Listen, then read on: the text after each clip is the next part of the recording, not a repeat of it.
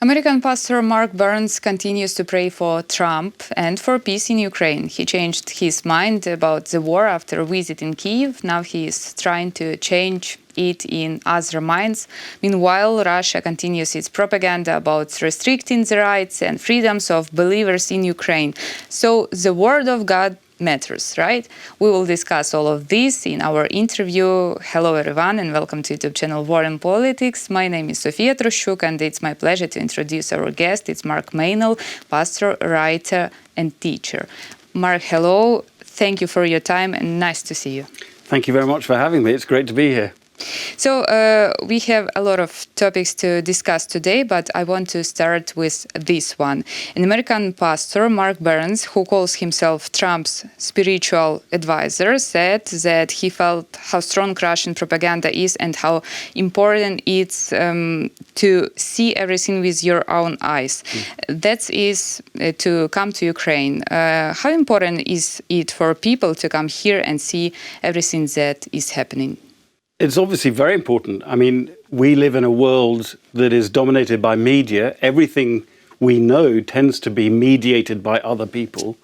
And so the benefit of coming to this city, to this country, and actually seeing things for yourself is immense. And I think it's significant, isn't it, that he changed his mind after visiting the country. And actually, in your opinion, will he be able to change other people's minds? For example, Donald Trump's opinion. Well, I cannot speak for the president. I don't know how he makes up his mind about lots of things. So I think there are a lot of questions there. But I suppose for a lot of people, it's a question of how we reason, how we work out what we think in the first place. And some people are very satisfied just by sound bites, by sort of, 2-minute headlines and news reports that actually don't go into detail. And so people get convinced very easily by easy answers, by propaganda and all these things. But very often with complex questions and painful questions, it's really important to spend time to think, to listen, to understand. That certainly seems to have what happened to this man. And, we can only pray that actually that impacts other people who give him the time. That's what's important. When we talk in more detail about faith and religion in political figures, Donald Trump is a very interesting person from this point of view. Some politicians coming to him, thank God for the American president. In your opinion, it's like political component, or is it something like deeper and bigger? So obviously nobody can speak for another person in terms of their own spiritual relationship to God and their beliefs, because they are private. We can never really know. And coming from Europe, I'm from the UK, and we sometimes look across the Atlantic and find some of the things that go on there very confusing. And we think that it's a very alien political culture. There's no question that for many generations in the United States, the faith position of political leaders is really significant. And very often you find people having to pretend to have certain beliefs in order to get elected. Well, that's true in every context, isn't it? All around the world. Even in the history of the Soviet Union, people had to pretend to be much more communist or Marxist than they really were in order to get ahead. So that is normal human behavior.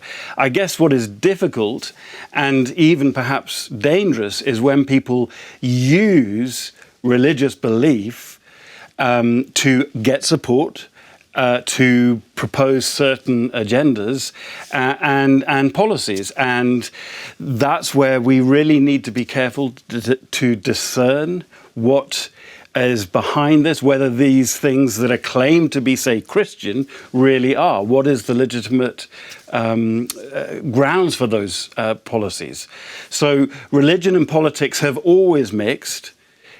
We have to be very, very ready to listen and discern what is true and what is right. And when everything, as I said earlier, is mediated and in sound bites, that's really hard.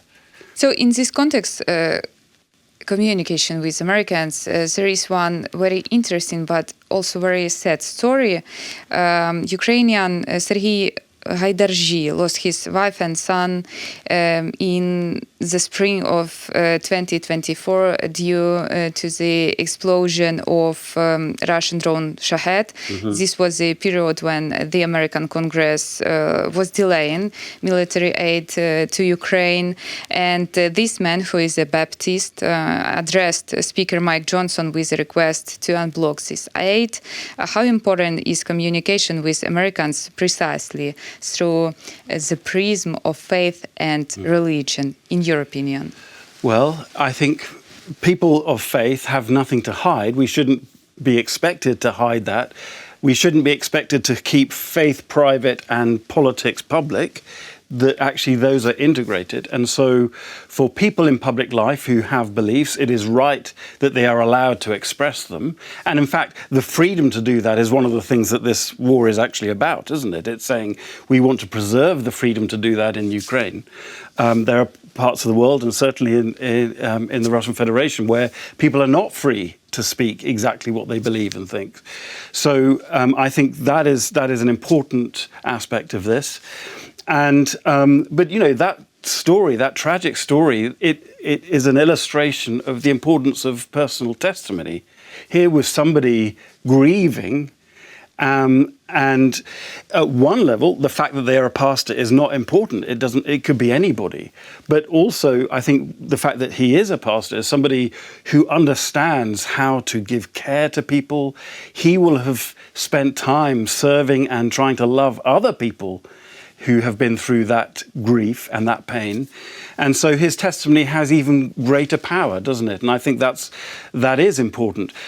But we mustn't use a faith position to exploit it in order to convince people of something that perhaps isn't true. That is crossing the line. Now, I'm not saying that's what's going on here. That pastor was clearly telling the truth, and that needs to be defended at all costs. But we mustn't blur the line and exploit religion for other ends. I want to speak a little bit about some connections. Recently, a national prayer breakfast was held in Ukraine. This event united Christians, Jews and Muslims, and they all prayed for peace for Ukraine. In the context of conflicts erupting in the world, including the Russian-Ukrainian war, how do you assess the role of religious leaders?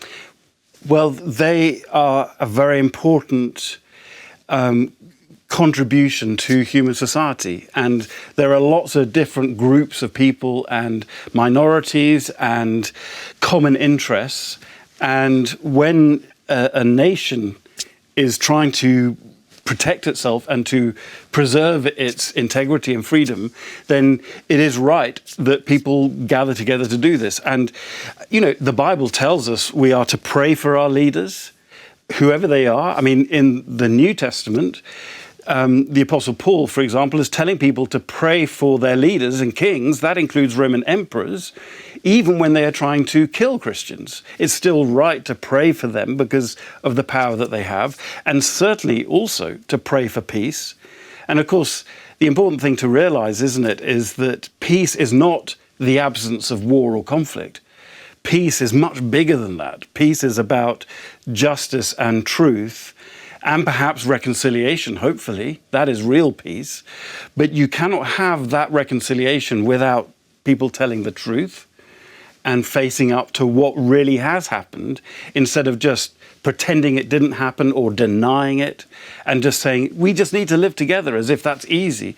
But if you have been a victim of aggression or tragedy by other people, you can't just be told to live at peace with those people because you know what they've done to you. And I think that's when we're saying we pray for peace, that is not a cheap or easy thing. It is a huge, demanding thing. And so to pray for peace, at the very least, is about praying for truth-telling and listening to one another and being prepared to face difficult things. You came to Ukraine with a lecture about caring for people in difficult times of war. Could you please tell us more details about what you discussed with your lecture guests? Okay, so it's a 3-day seminar that we are thinking about the justice of God and how we try to reconcile that with the fact that this is a country at war, that every day there are people dying, there are attacks every night. I've been here, you hear the sirens every night, and you have the little maps on your phone telling you where attacks are happening and so on. You know, this is reality. So this is not just an idealized escape, but it's saying, how do we believe that God is in control and just in the middle of this? And then how do we care for people? Because people are scared, they are very frightened, they are angry, and they are in despair. So these are very real questions. And coming from the UK, our country has not faced war on our territory for 70, 80 years. But I'm a human being, and I've got friends here I've been in touch with the whole time, and I have been ministering to people who've suffered for lots of different reasons.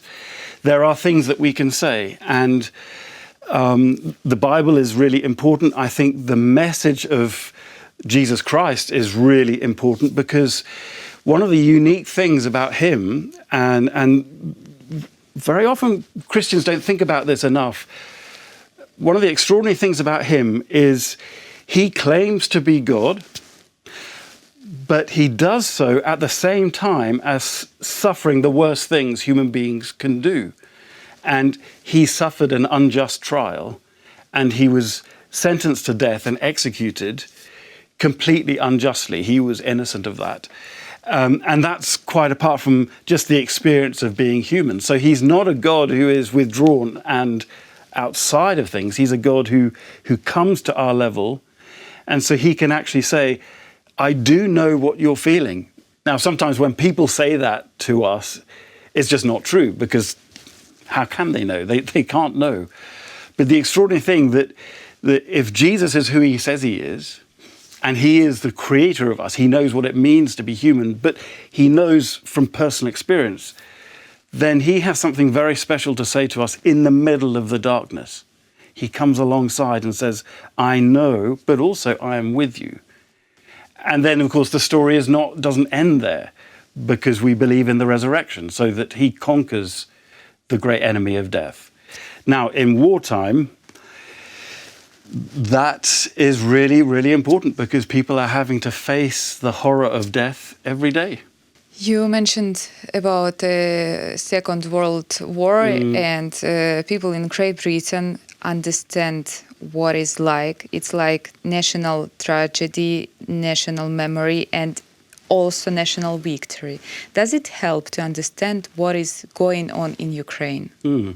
Well, absolutely. I mean, I think when you have nightly air raids, obviously they didn't have drones and as many sort of missiles in the Second World War, but London, which is my home city, I was born in London and it's where my sort of roots are, that faced bombardments every night for years. And I grew up in the 70s. I remember even there were parts of London, even in the 1970s, that still had not been repaired after the bombings in the 1940s. Now, that you wouldn't see them now, but it's amazing that the impact on the city and people, most of that generation are now dying out. It's a long time ago, but that's still very much part of the folk memory, that it was horrendous. And so when seeing at the beginning of the war, at full-scale war in 22, seeing the attacks on the city and civilians, it felt very familiar, even though I'm far too young to know. But we've all seen film footage of what it was like, and we've had family who lived through it. So, I suppose for many people, and perhaps even in Ukraine, that felt like a long time ago. That should stay in history, suddenly to find that it is present, it's current affairs. That's what's really shocking. And we think, surely we had dealt with that kind of stuff in the past. Surely we had overcome the darkness in human nature. And then the last few years proves, well, no, it's still there, and we still have to deal with it, and we cannot pretend it doesn't exist. And about today, would you like sharing with us your experience working with Ukrainians? Well, I've come for a number of years, almost 10 years I've been coming here. So I first came, so it was 2016, and my good friend Sergei showed me around where the Maidan protests happening, and he was very much involved in that at the time. And of course, that was very fresh. It was just 18 months before or whatever. I think in the last 3 years, of course, 3.5 years, things have taken on another level. I mean, we were conscious that the war had begun back in 2014 with Crimea and so on. So it never went away, but suddenly it is full scale. And I think many people have been hardened. And I think there's many things to admire. I mean, this is the second time during the war I've come back. And it's amazing to see how people keep going. And if you walk down the street, I mean, today it's been beautiful weather. Just walking down the main streets near Maidan, it's beautiful. You think the world is good, but you know that every single person walking down the streets is carrying huge weight and sorrow and pain and fear. And that makes its impact even just for a few days as you visit. I think there are many people, certainly that I know, in my country and in other countries, who feel very strongly that we wish we could do more. We feel very helpless. And, all the top-level politicians, they're doing their things, and you hope and pray that will make an impact and bring justice and peace. But most ordinary people around the world, they look at this and they just think, this is terrible. Why can't we do something? We can pray. But I think many people do other things. They send materials, goods. We've had Ukrainian friends live with us in England who've escaped from the war as well. And there are many people trying to do things, but it seems so small.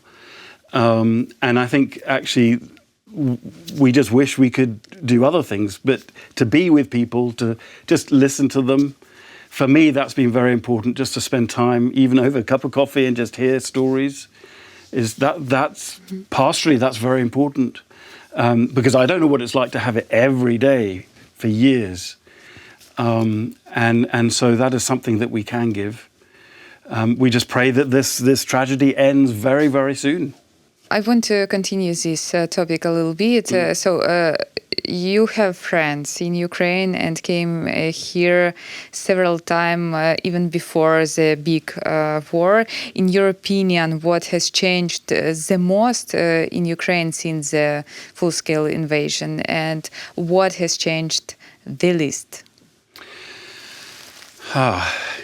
Well, the least, in a way, is easier because, as you drive through the cities, and certainly in the western side of the country, I've not been very far east, but things on the surface look as though they're normal. The shops are open and the cafes, the bars, people are living their lives. And if you did not know the news, you would think, oh, it's just the same. But particularly if you're here overnight, but then also if you listen to people, you realize they are having to endure so much more than normal times. And there's a resilience and a strength that I've seen in people where they just keep living as much normally as they can and going about their lives. There are things to do. People have jobs. People have plans. They have families. They want to protect their children, get the children to school. I mean, seeing at the beginning of the school term just this week, seeing people going to school, children going to school, but actually having to have their first classes in shelters. It's insanity.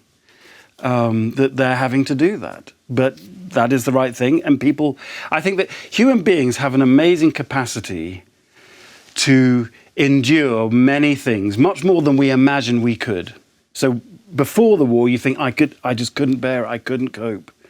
And then somehow, particularly if we do this together, because we need one another, in the middle of the really difficult things, we keep each other going.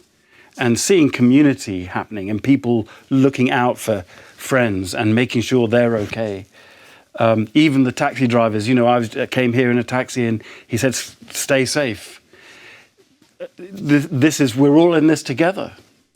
That is a beautiful thing. You wish it wasn't necessary, but that is a beautiful thing. And I see that every day here. In your opinion, given your experience in Ukraine, does faith become stronger in difficult times or vice versa? And how can people use it to help themselves to fight on? There's an irony here, isn't there?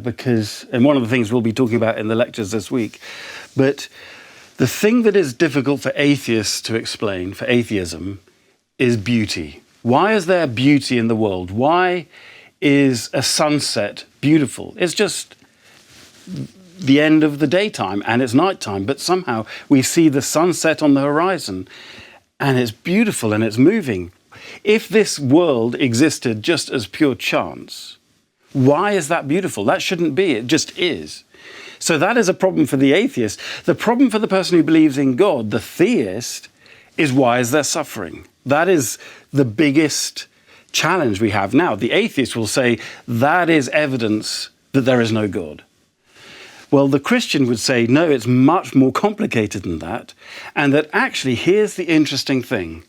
In times of suffering, and this is true all over the world, in different parts of the world, across the centuries, very often times of suffering have the opposite effect. They actually lead people to faith, not away from faith. Now, the atheist might say, oh, well, that is just because you're wishful thinking. You just want it to be true, and therefore you make it true. You pretend that it's true.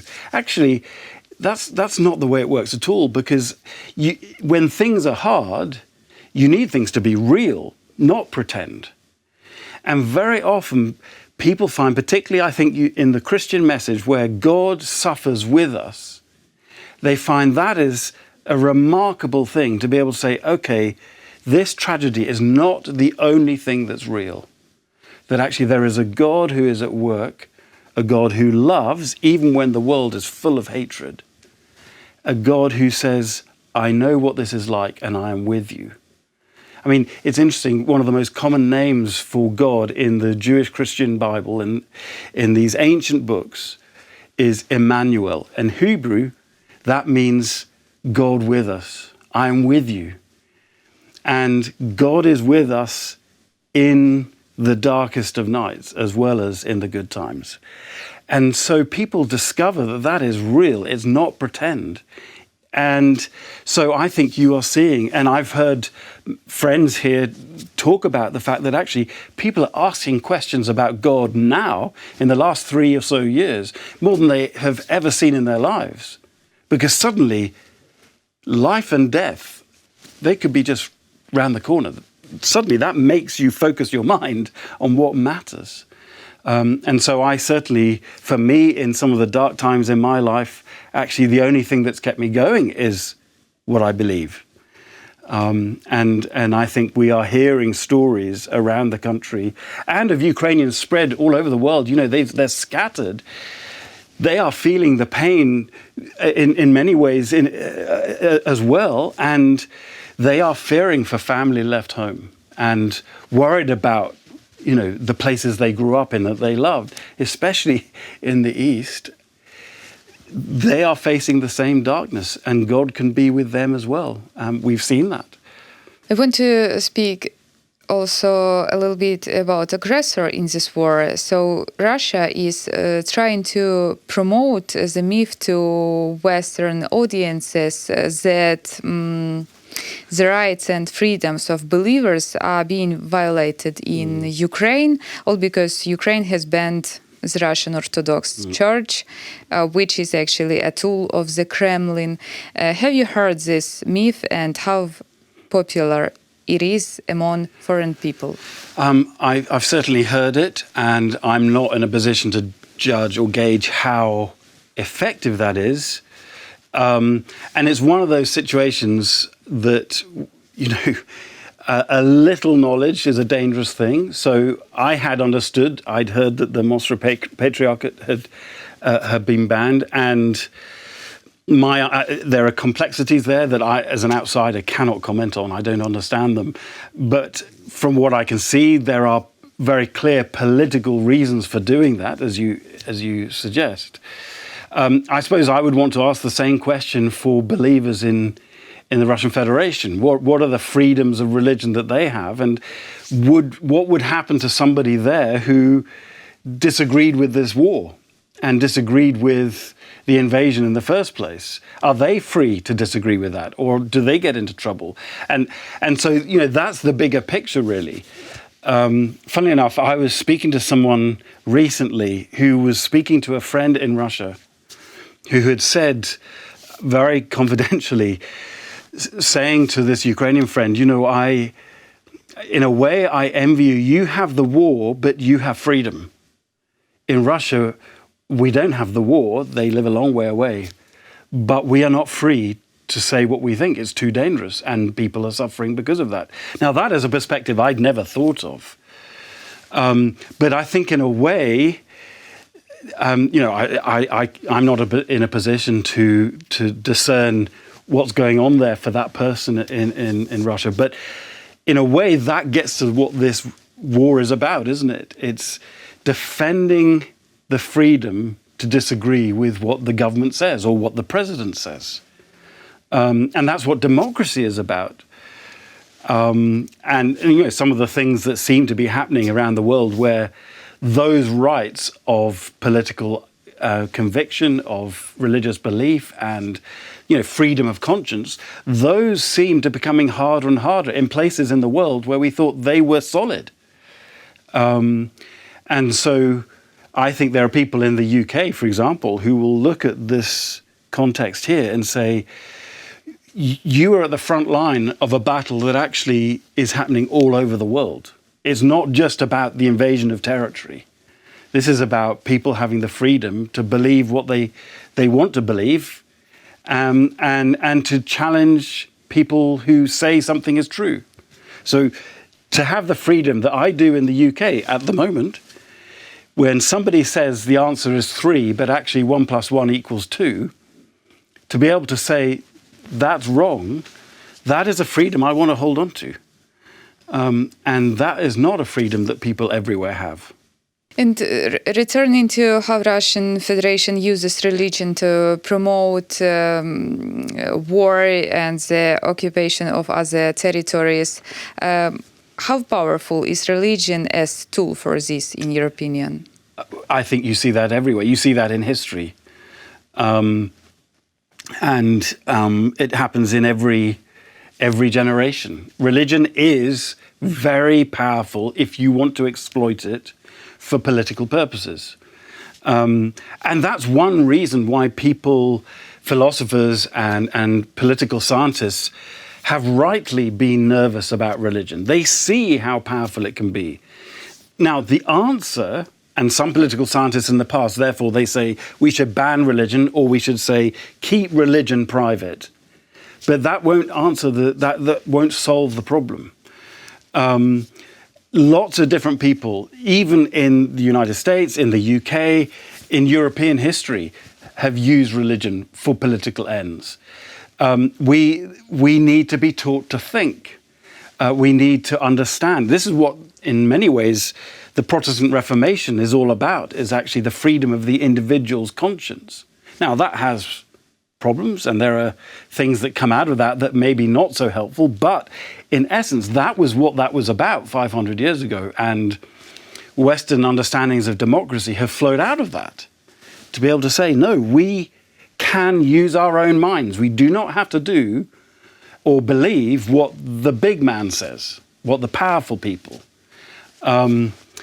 But that is an alien idea in other parts of the world, which is why I think, and you can correct me if I'm wrong, but my sense is, as Ukraine is trying to keep a westward focus, it's trying to hold on to, one of the things it's trying to hold on to is that freedom of individuals to have conscience and conviction.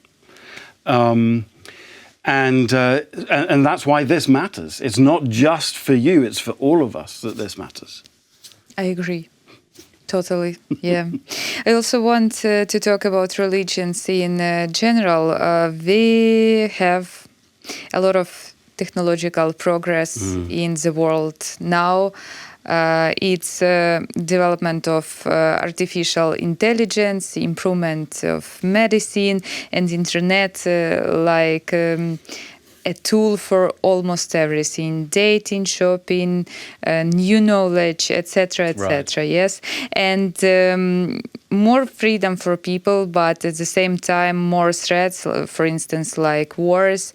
In your opinion, how do you think this development of humanity, I can say, is changing churches around the world? That is a big question, and there are many things to say.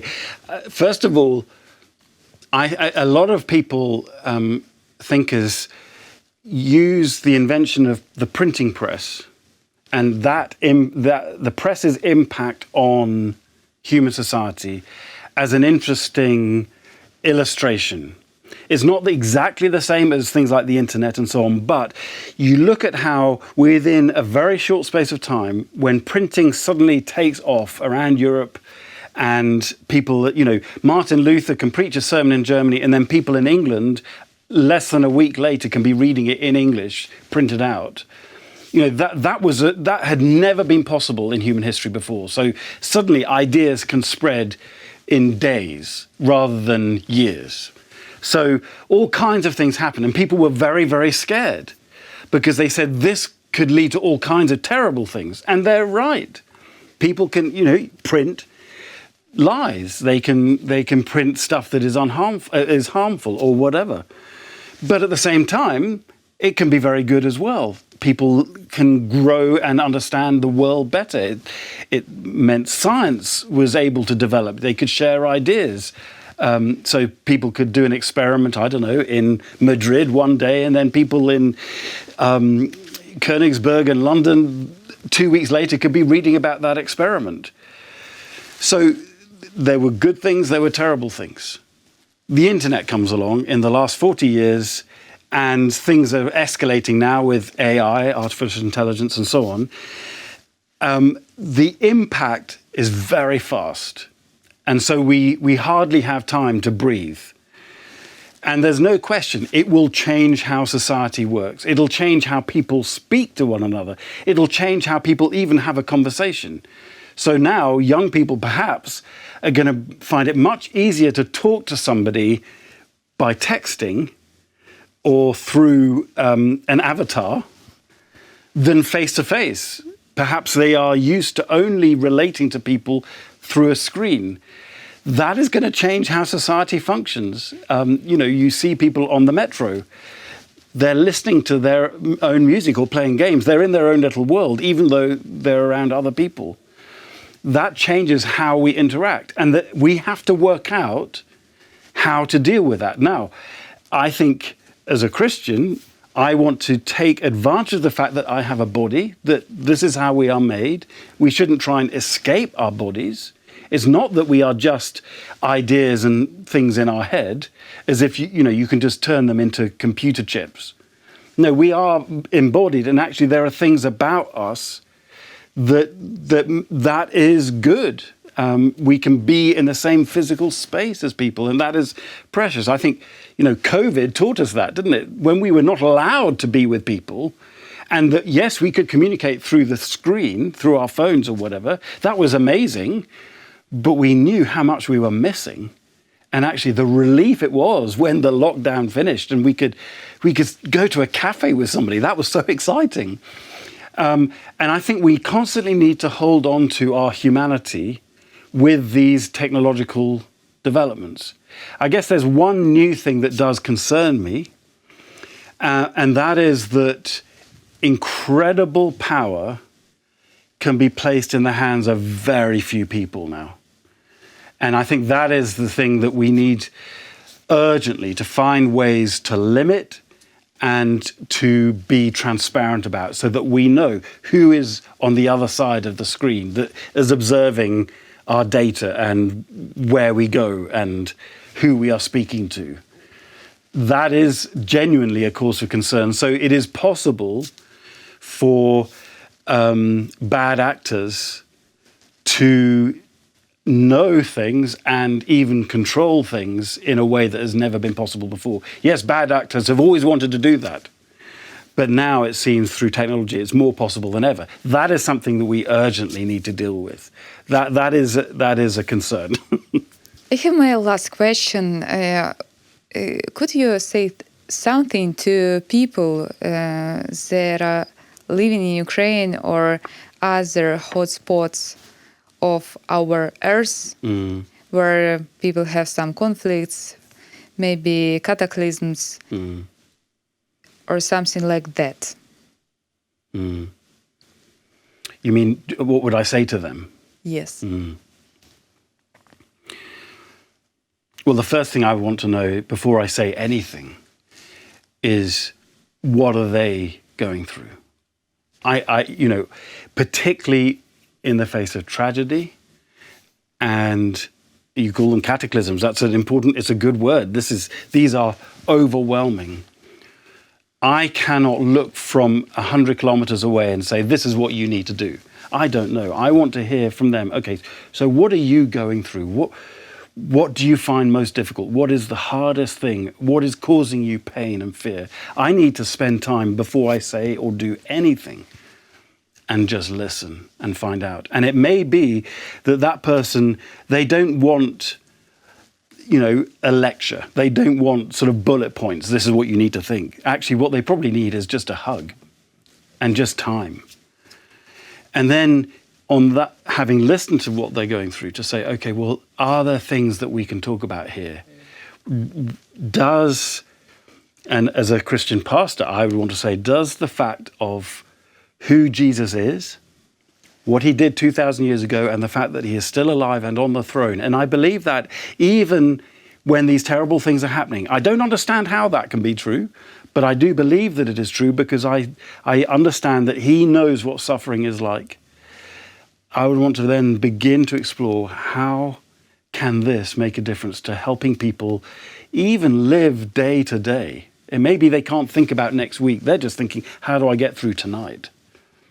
Well, the Christian message has been proven over hundreds of years that it is able to stand even the darkest times, but we can't do it alone. We need one another, and that's something that we can do together. We need one another. I need you, you need me. We need one another in these times just to keep going. And sometimes I say to friends, I'm really struggling today. Could you believe for me? Because I can't really believe it today. Will you believe for me? And then we can meet again and talk tomorrow and go from there. That probably doesn't sound as if it makes much sense, but I think this is what it means to carry one another's burdens together. So that's the kind of thing I would want to do. I certainly wouldn't want to assume I know what they need. Mark, thank you for this conversation, for your time, and for your messages you share with our viewers. It's a pleasure to be with you. Thank you for the opportunity. Thank you. And a few words for our viewers. If this conversation was useful for you, please share and like, and see you later, of course.